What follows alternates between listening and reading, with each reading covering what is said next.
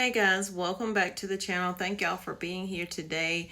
I gotta come in with a news story, y'all. I gotta work, okay? I gotta work. We got some bills we gotta pay, and I gotta work. And what's happening right now is two separate stories I want to talk about. First, I want to talk about a bill that's not a bill, an executive order that's about to be signed today. And this is to shut down the Department of Education.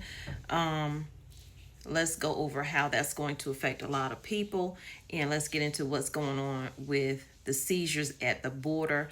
There are more seizures of eggs than there are of fentanyl.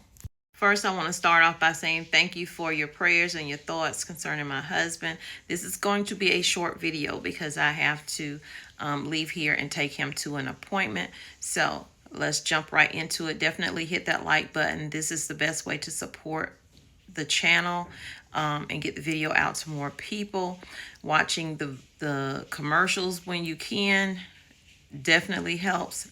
Commenting helps. Sharing, and I hope that you are thinking about joining and subscribing to the channel. So this has been something that's been going on for a while now. He's been talking about it and making cuts, him and Elon. So now we have, in a move he's been signaling for months, President Trump is expected to sign an executive order today aimed at abolishing the U.S. Department of Education because he wants y'all dumb. He wants y'all dumb. He wants all of us to be dumb, that we don't see the stuff that's happening right now. Newly confirmed Education Secretary Linda McMahon. Listen, you know, the guy who does the wrestling, his wife is over this. McMahon. He wants the Department of Education's main functions to be given back to the states. Trump plans to sign the order alongside the Republican governors of Texas, Indiana, Florida, and Ohio at 4 p.m. Eastern Standard Time. Last week, the Department of Education under Trump abruptly closed its office for unspecified security reasons, then sent reduction in force notices to roughly 1,300 employees, part of the effort to slash nearly half of the department, 4,200 workers, while also terminating leases on buildings in New York, Boston, Chicago, Cleveland, and other cities. And according to McMahon, she says that was the president's mandate. That's what he told her. His directive to me, she says, clearly is to shut down the Department of Education. But can Trump really dismantle the Department of Education? That's the question. And what will happen if he does? Let's get into it. So this is going to cut funding for programs, period. Just sum that up. So today, the Department of Education oversees a budget of $268 billion. Is its role to establish policy for, administer, and coordinate most federal assistance to education. So programs like Head Start, etc., those things will not be funded.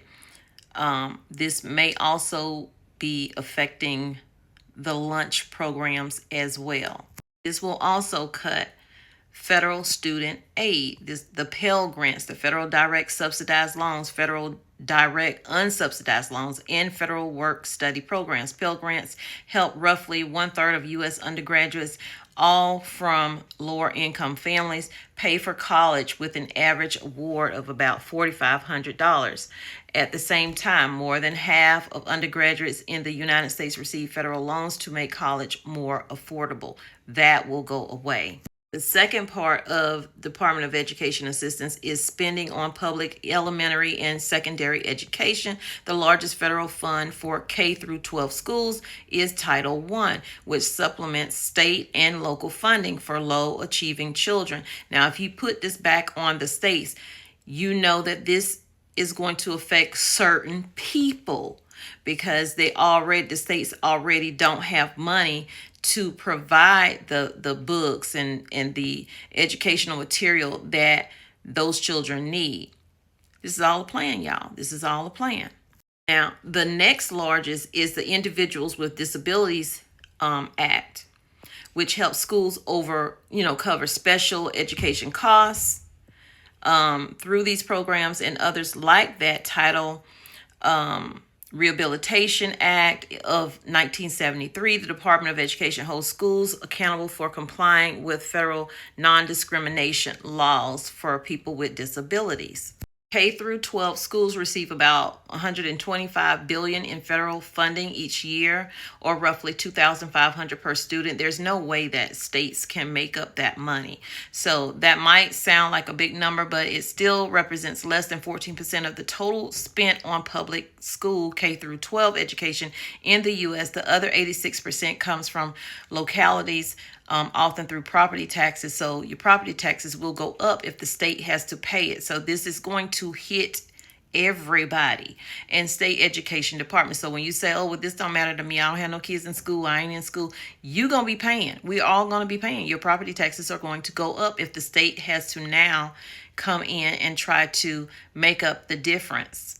It says, seeking to increase accountability and achievement, President George Bush, No Child Left Behind program, the act in 2002 tied some of the federal funding to statewide standards of student testing and teacher performance in response to criticism. President Barack Obama, Every Student Succeeds Act is 2015, retained the NCLB's focus on accountability while giving states more control over testing and reform.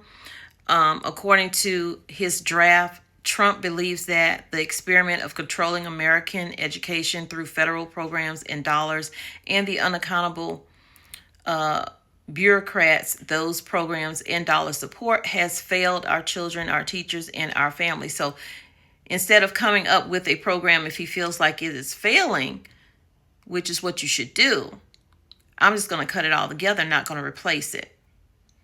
So isn't that failing the teachers, the students, etc.?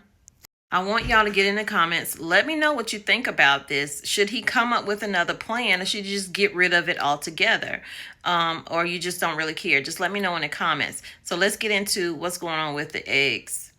I found this article. It says, as the bird flu continues to wreak havoc on the U.S. egg supply, U.S. Customs and Border Protection data show there have been significantly more egg productions or products seized at U.S. Borders than the number of seizures of the powerful synthetic opioid fentanyl so far in the fiscal year of 2025. According to the CBP data, there have been 413 drug seizure events involving fentanyl in this year, with December, January, and February all having fewer fentanyl seizures than in those months the year before. Meanwhile, there have been 5,572 egg production interceptions so far this fiscal year. There were nearly 16,000 such interceptions in all of fiscal year of 2024.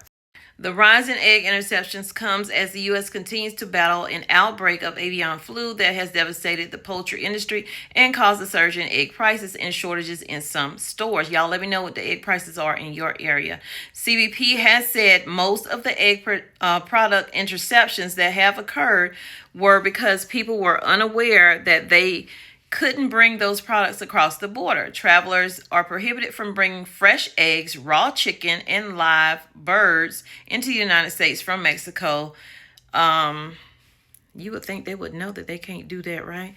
Officials warn that bringing in such products, even though they might be cheaper for individuals, carry potential health risks. So apparently people have been going to Mexico to get eggs, y'all. This is bad. This is where we are. We're at people going to another country trying to bring back chickens and eggs.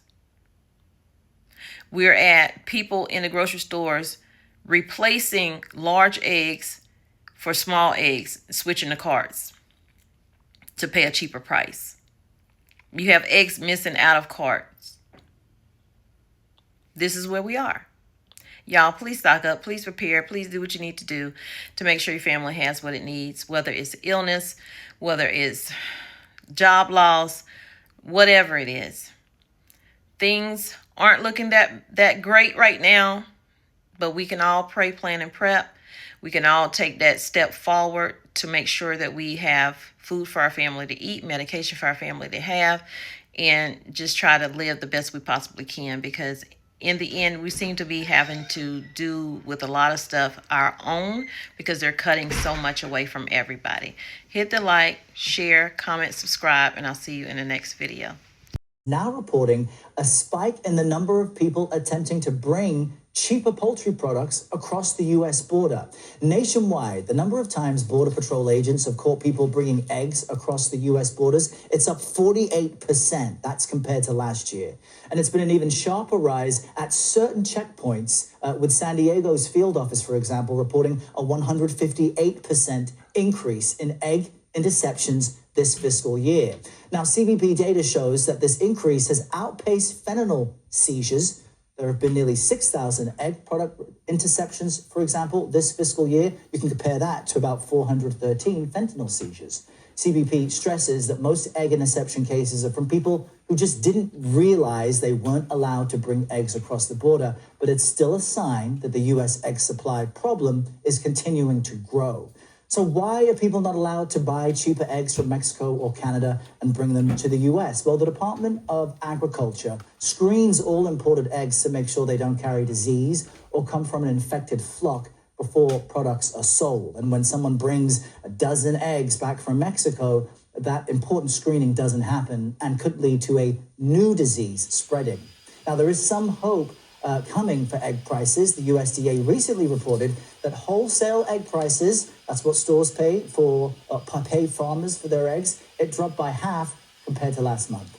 While wholesale price dips will take a little while to reach consumers, and bird flu cases need to stay low to keep this trend, the USDA says it's a sign that relief could be coming soon.